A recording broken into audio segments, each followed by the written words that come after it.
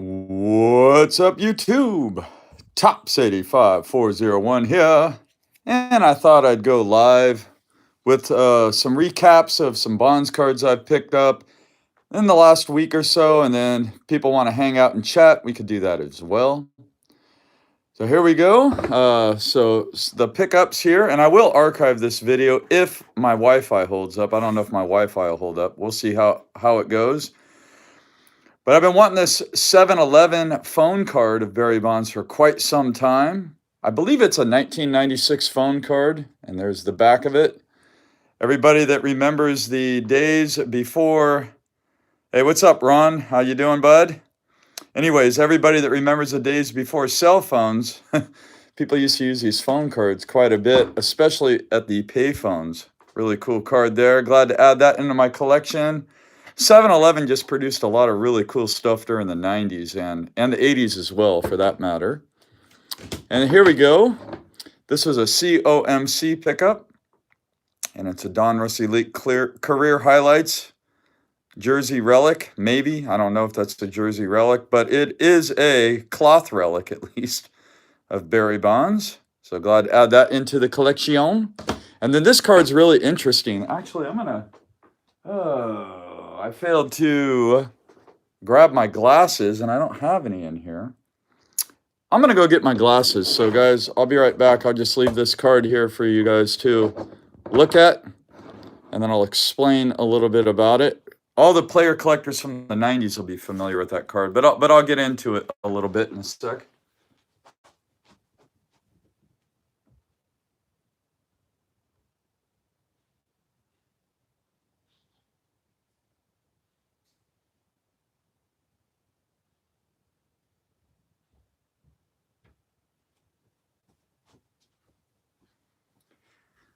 All right, I'm back.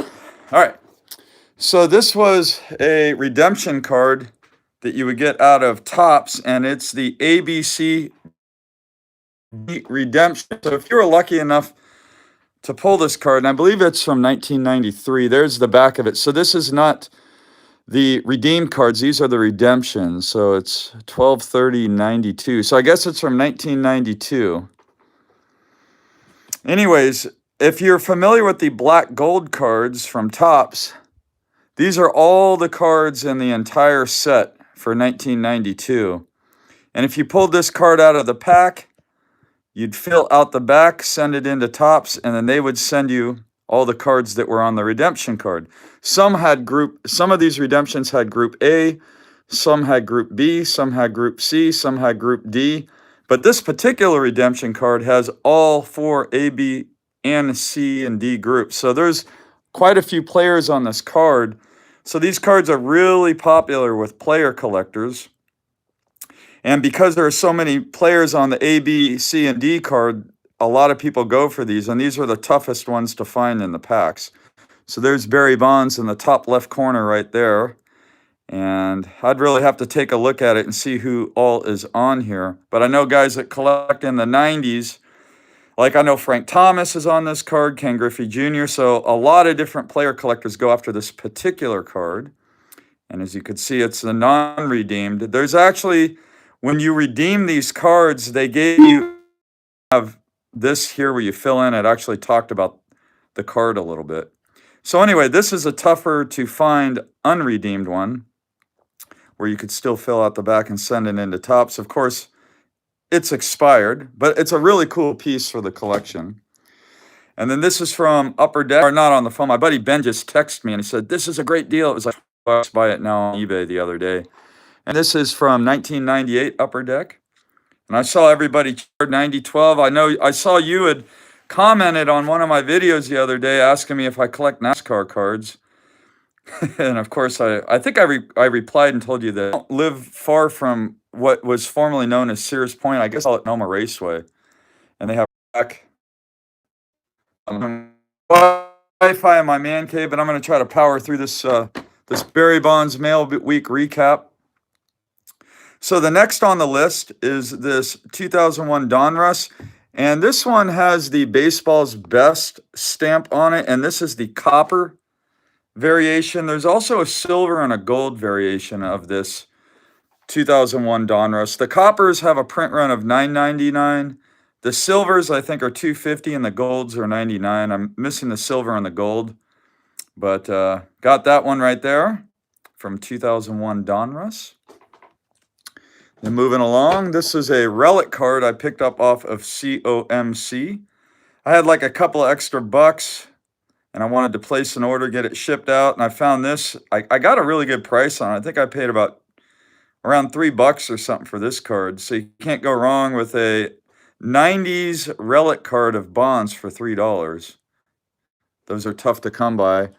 And this is one of those where it says, what year is this from? 2000. Okay, so you have just received a card that contains a piece of authentic game-worn jersey, which was worn by Barry Bonds of the San Francisco Giants. So there's pretty decent authentication on these older relic cards. Much prefer the older relic cards compared to the new ones. We'll revisit this first card, and I'll show you what I'm talking about. The first relic card I got in this mail day. But let's see. So right there, it says the enclosed game-used material is guaranteed by Panini America Incorporated. So all that Panini is saying is they're guaranteeing that this is game-used material. And I've talked about that before.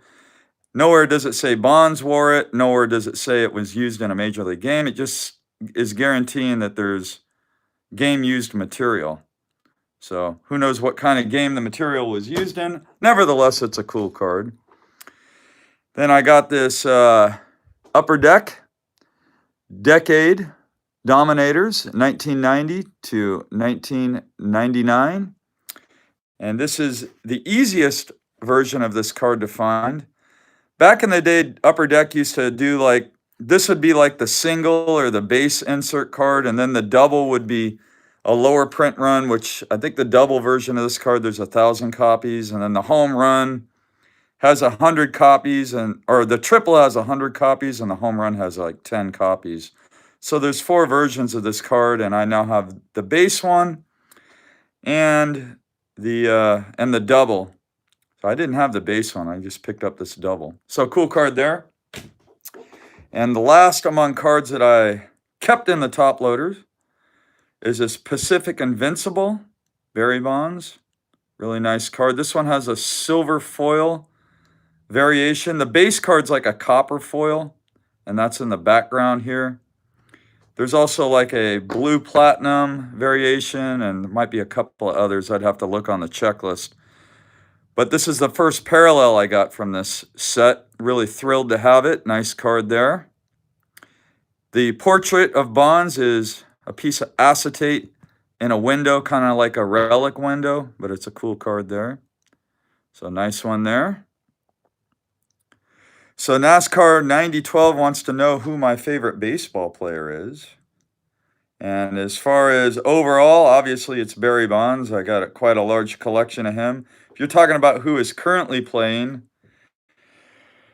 oh, that's a tough one.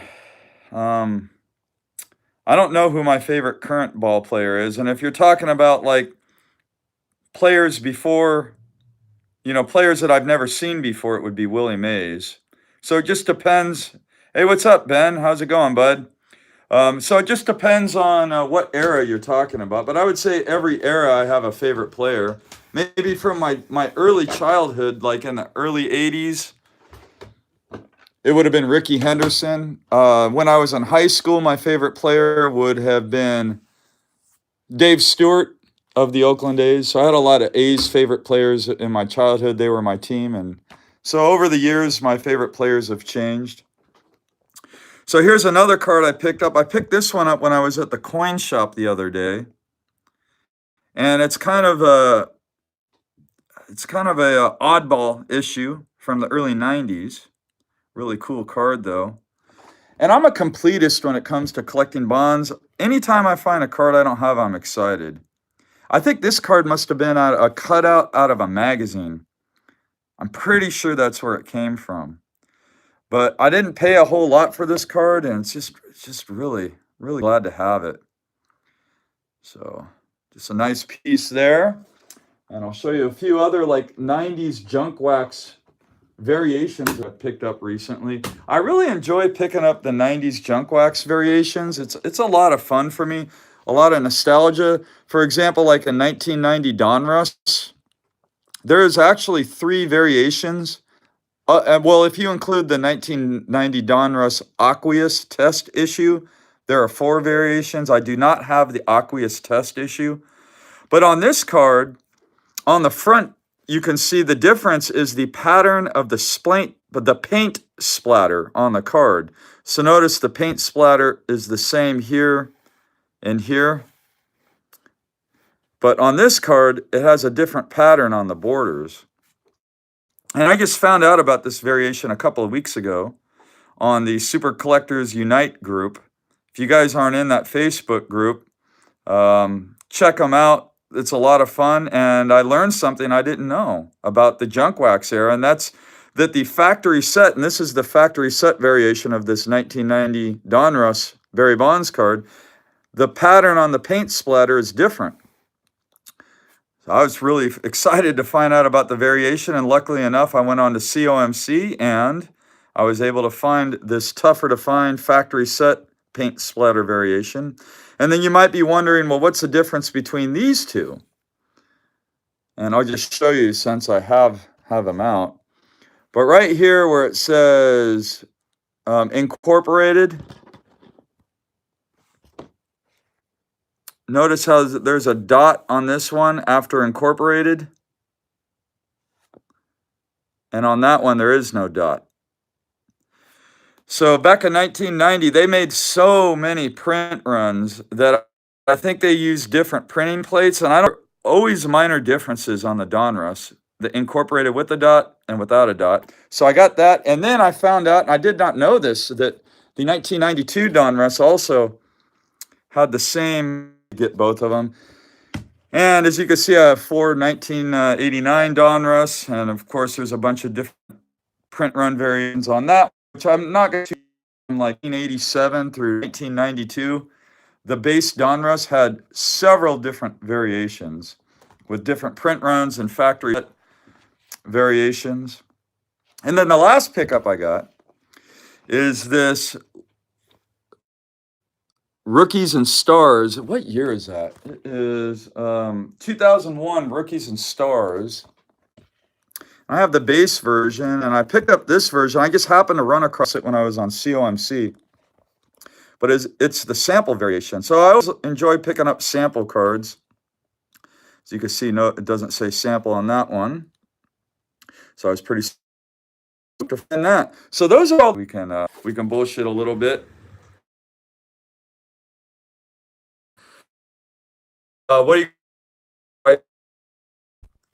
But I got to wear these glasses so I can see your guys' comments. But yeah, being a player collector, there's always something new to find, something new to collect. And you don't have to spend big money to find new pickups, at least for me. I mean, I got over 5,000 Barry Bonds cards, and I'm still finding real cheap ones to pick up. I mean, I think some of the pickups here were like $1, some were like 50 cents, 40 cents. So there's always something new to find out there if you look hard enough, if you do enough research. But anyways, I'm going to go back and read some of you. So what's up, Ace Fan Jim? Just found your channel not too long ago. I think, who gave you a shout out? Somebody gave you a shout out. I can't remember a shout out, but I checked your channel out. It might have been Eric Oakland A's 915, or it could have been Psyched on Baseball Cards, Tony. Let's see. And then we got Ben, and then we got Churro, what's up? Yeah, okay, so Ray's in the house. Everybody, if you don't know Ray, aka I collect Ichiro, you could probably figure out who he collects. He's got a pretty good collection as well. A lot of really nice cards from the early 2000s and that Ichiro collection.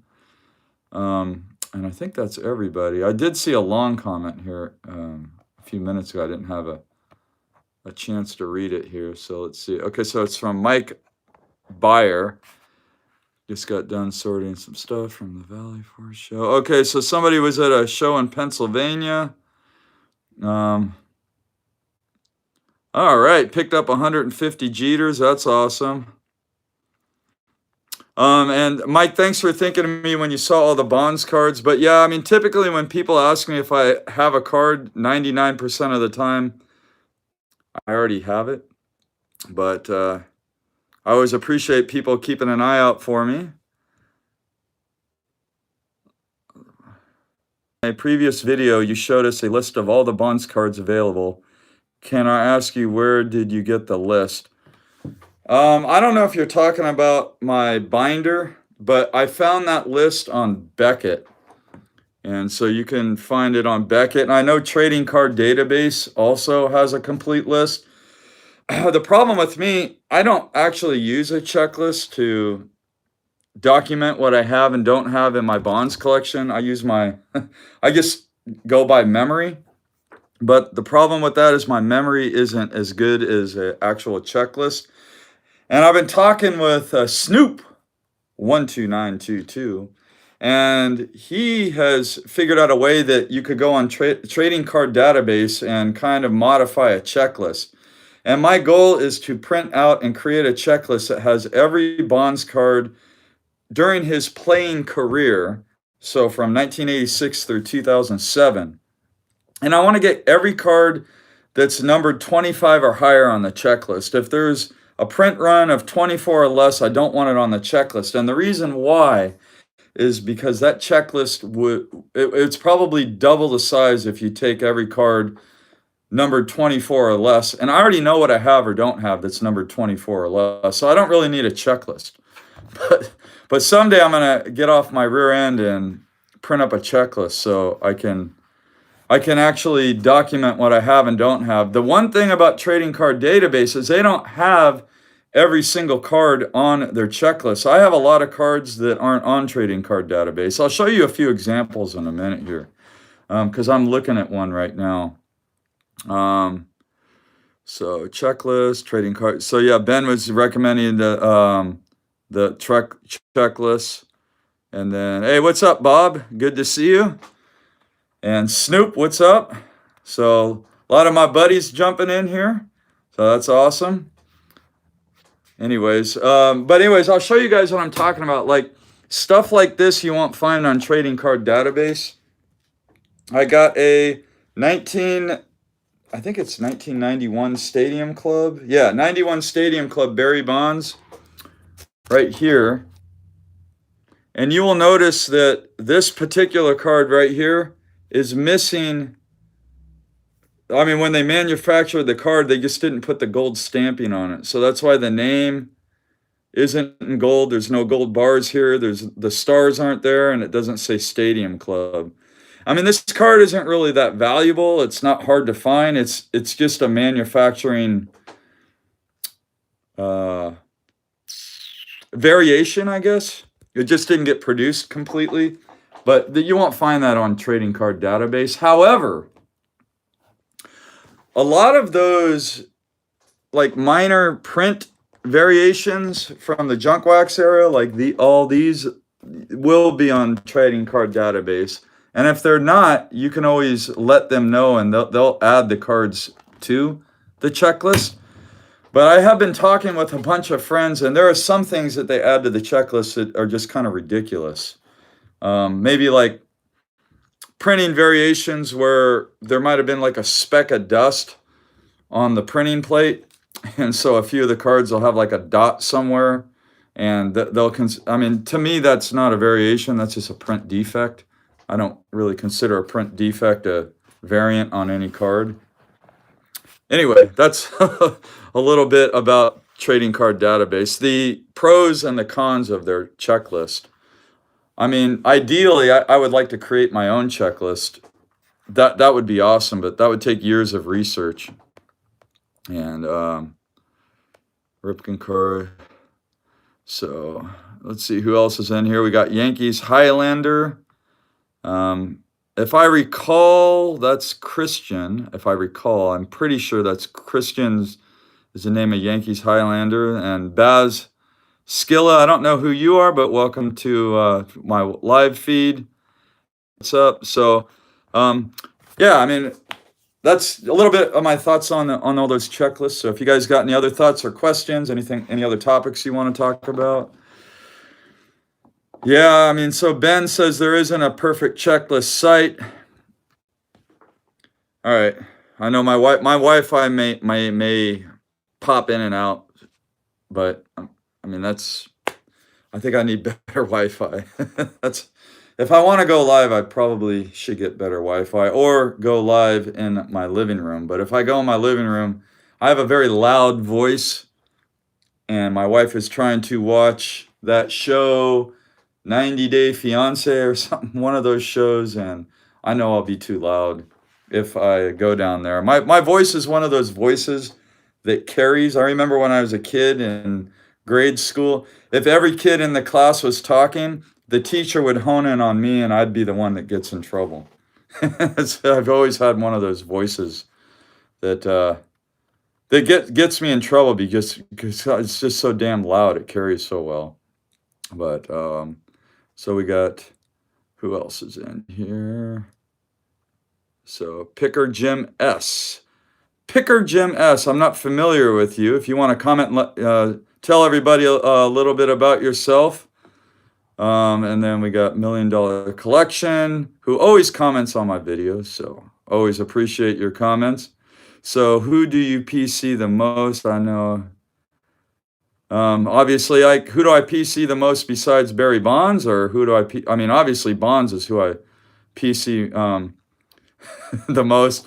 So Ben's wife watches that nonsense too. You know what's funny is every once in a while I get caught up watching that show with her, and actually I can kind of see the lure of it. I mean, if you just want to veg out and watch something stupid, 90 Day Fiance is the perfect show for you.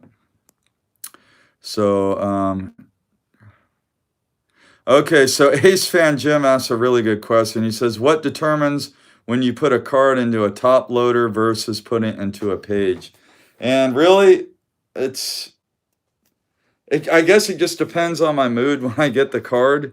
Like, for example, like this card, half the time I would put into my binder, and the other half of the time I'd put into a top loader. I just happen to put it in a top loader. This card right here is a no-brainer top loader card because it's tough to find and it has a pretty decent book value. Same with this card here and this card here. Of course, all relic cards I'm going to put in top loaders. I don't like putting thick cards in binder pages. So in general, if I have a thick card, it's going to go into a top loader. And any relic card will go into a top loader.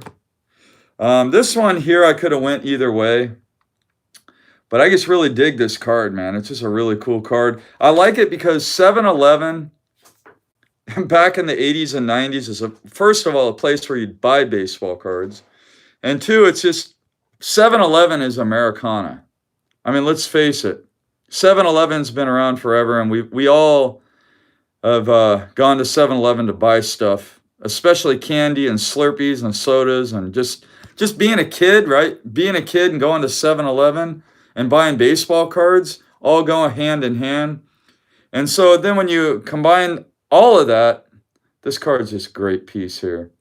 So put it in a top loader. And this card could have went either way, but I got the other variation on a top loader, so I figured I'd top load that one. But I guess overall, if a card has a book value of $20 or more, or if it has a print run of 250 or less, I'll typically put it in a top loader. And but that's not, like, some cards book more than that, and I'll put in a binder. If it's a card that's really easy to find, but for whatever reason it books at $20, but it's not really a $20 card, I'll put it in a binder. That's like that's kind of a discussion that you could get like 30 guys that collect cards, and you can have a roundtable discussion about what do you put in a top loader and what do you put in a binder, and come to no conclusion after 8 hours of discussion, right, guys? So just my suggestion is archive your cards however you feel and what makes you happy. And that's kind of I go by kind of emotion, right? Because collecting is an emotional hobby, right? We all collect, we buy because it's an emotional purchase, it's a nostalgic purchase a lot of times. Um, we collect for the nostalgia, we collect for the emotion. And so when it comes to archiving your cards, just do what makes you feel good. Philosophy I adhere to when putting my cards either into a binder, a top loader, or a magnetic. But good question, and thank you so much for asking. Um, so do I? I'm not sure how this channel's name is pronounced, but I'll do my best. Ken Shikenji. I think I'm probably butchering that. But anyways, the question is, do you have any of the Bonds metal cards from the authentic images? They are pretty nice and limited.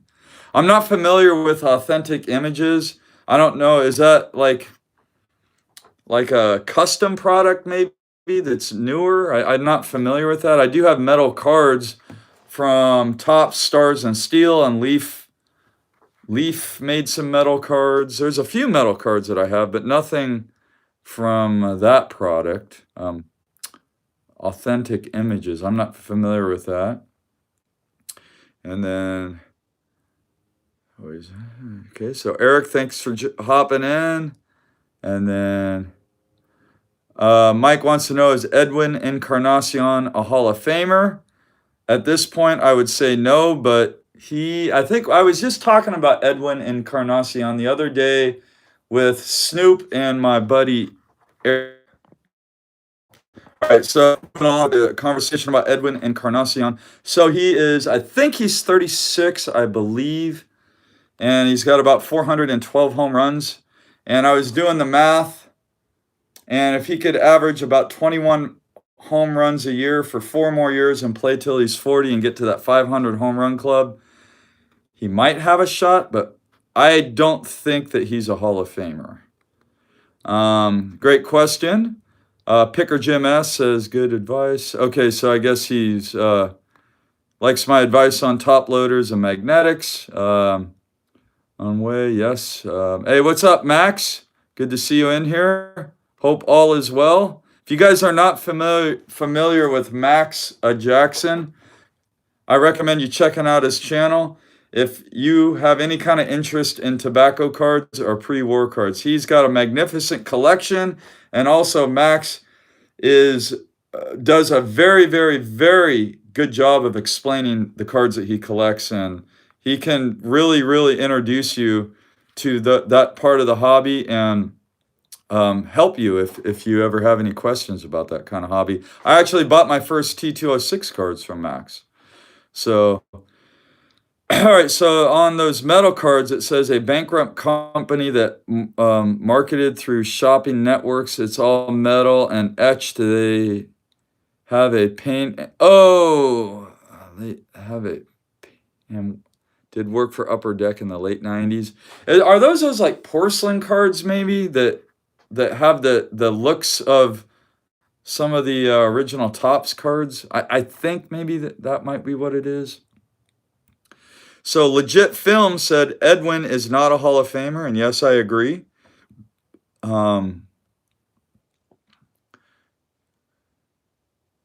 Okay, so NASCAR 9012 is desperately looking for NASCAR collectors, I can see here.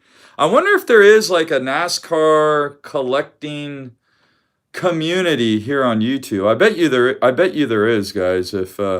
I bet you if you look, there might be a NASCAR collecting community. I know a few guys that collect sports cards are into NASCAR cards, so it's definitely there's a market for that collecting. You know who I think might collect NASCAR is what's his name? Why can't I think of his name? Well, if it pops up, I'll let you know. Henry S. Yes, I think Henry S. I think he might collect NASCAR cards. So check out Henry S. His channel name is spelled just as I say it. He collects all kinds of stuff. I enjoy his channel quite a bit. NASCAR guys on here. So, you guys. So, what's up, Joe Spice? How's it going? So, any other topics you guys want to go over here, or anything else you guys want to talk about tonight? So, what's up, Bob Lewis? Thanks for hopping in. Oh man, guys, if you haven't checked out Bob Lewis's channel, you got to check his channel out too. We had a great time in Chicago this year at the National. And if any of you guys see that giant photo that has like 30 of us YouTubers from, I think it was Friday night at the National. Well, when they took that photo, I remember I was really tired that night, and I was like sitting there right next to Bob, and I think I had my elbow on his shoulder or something like that. And then after the picture was taken, Bob, I'll never forget, you said to me, "Hey Nate, I guess we're really friends now. That was kind of cool. You put your elbow on my shoulder when they took that picture." So I'll never forget. I'll never forget that photo and that night. That was a great night.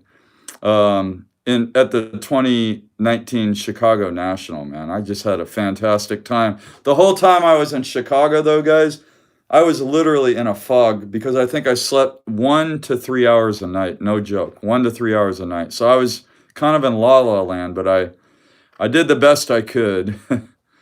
So, anyways, yeah, Rusty and the Armated Official, exactly. Okay, so $1 Million Collector says, what do I think about grading cards, and do I send them in to get graded? I've never actually sent a card in to get graded. That's not something. The only reason why I don't send cards in to get grading is because every time I think about the expense of grading a card, the first thing that pops into my mind, and what's up, Greg, by the way, I see you chimed in. The first thing that pops into my mind is, like, let's say I want to send in 10 cards to get graded, and it's what, 10 to 15 bucks a card. It's $100 to $150 I could be spending on baseball cards for my collection. So that's a reason why I don't send cards in to get graded, because I'd rather spend that money on cards instead of grading them. I guess if I was like a flipper or someone that bought cards to sell them for a profit, it would be smart for me to grade cards, because that's a good way to maximize your profit on a card, especially if you can get a high grade. But I'm just a pure collector. As a matter of fact, I got thousands of cards here that I don't even want in my collection, and I don't want to sell them either. I just usually give them away or trade them with people. I don't really have any desire to sell cards. So that's probably another reason why I don't grade. Now, as far as what I think about grading, I think it's an important part of the hobby, and I think that a lot of people really enjoy that aspect of the hobby. I think it opens up the door for a lot of collectors that maybe wouldn't collect, just because of the what grading can add, or what grading represents for people. I don't know. A lot of people really enjoy having graded cards, and I think it's really, I don't know. I think grading certainly is important in the hobby, and it has its place, and I'm glad that grading exists. As far as like buying graded cards, typically I don't seek out graded cards, and I typically, like, if there's a rare Barry Bonds card and it's graded and it's a Gem Mint 10, I won't go after it if there's a premium because it's a 10. I'd rather get a raw copy or buy a PSA 9 and get it for the same price. But from time to time, there are situations where I will go after a graded card. I can actually dig out a few examples of cards that I wanted to get graded at the time I bought them. And I'll pick out 3 examples so I can show you guys, and I'll explain why I wanted them graded. So I'll be right back.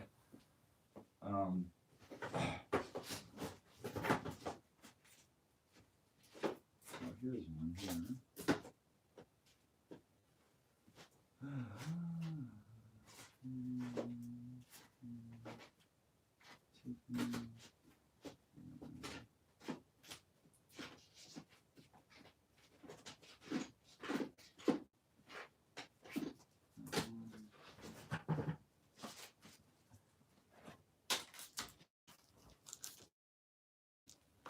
Okay. So I will show off a few of my graded cards here. So first of all, a card that I was only going to buy graded, I was not going to buy raw, is the 1993. And man, the shine, I'm going to flip the camera on because the finest bear card. I wanted raw just because it is, to me, it's an iconic card. It's first card raw. A lot of sellers will list it as a refractor, thinking it's a refractor, and it's not. There's all kinds of reasons why I wanted to buy this one graded. And it's just a card that belongs on a slab as far as I'm concerned. This, so I was only going to buy this card, is the 1986 Topps Traded Tiffany. And the reason why I wanted this one graded is this is Barry Bonds' key rookie card. And you really don't want any surprises when you're spending the kind of money a card like this costs. And same thing with that 93 Finance Factor. You just do not want surprises on these types of cards. So the Tiffany rookie card rated. When I was at the National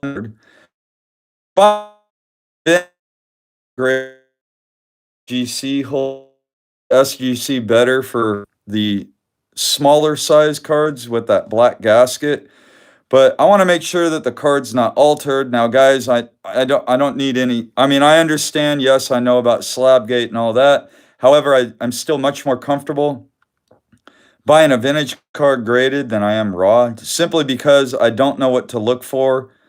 If a vintage card's been trimmed or any kind of alterations, I'm just not an expert. I don't know enough to buy one raw. And so I wanted to get this card graded, and of course, have, not overpay for the card based on the condition. And my dog is barking outside, so I'm going to bring my doggy in. So I'll be, so we'll just go out here. I'll let my dog. If you had the opening day Johnny Ray error in a 9, would you trade it for the 86 Tiffany 9? Also, which holds more value? I think in a PSA 9, the Johnny Ray holds more value. However, to me, conversation that we can have, to me, being a player collector, hey, Zoe, come on. There's my barking diggity dog. All right, why don't you you can stay out, Zoe. You're cool. That's my dog, Zoe. She's a good doggy. You want to say hi to everybody, Zoe? Say hi. Okay. So anyways, so to elaborate. All right. All right. Hear me, can you guys? Can you guys hear me? Let me try this. All right. Am I back? So, okay, I was starting to kind of go on a roll about that Johnny Ray card, but I don't know if I'm back.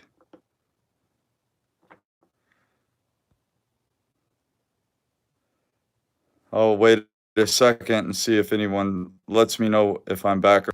So I need someone to comment and let me know, or if this live feed died. This. All right. I'm going to assume that I'm not live, so okay, I'm good. Okay. So anyways, I was talking about that Johnny Ray card. And the reason why I don't want it in my collection is because to me, it's more of a Johnny Ray card, not a Barry Bonds card. It pictures Johnny Ray, not Barry Bonds, and that card is expensive. Here, let me flip the camera around here. So that card is like really, really, really expensive. So I don't want to drop like $1,000 on a card that doesn't do anything for me. And that's why I don't have it in my collection. I don't have a desire to collect it. And the nice thing about collecting is you don't have to collect everything that's out there, and you don't have to collect everything that's really expensive that's out there. I'm going to put this camera on a stand here so I don't have to sit here and hold it. I was just trying to, you guys are going to look at my ceiling.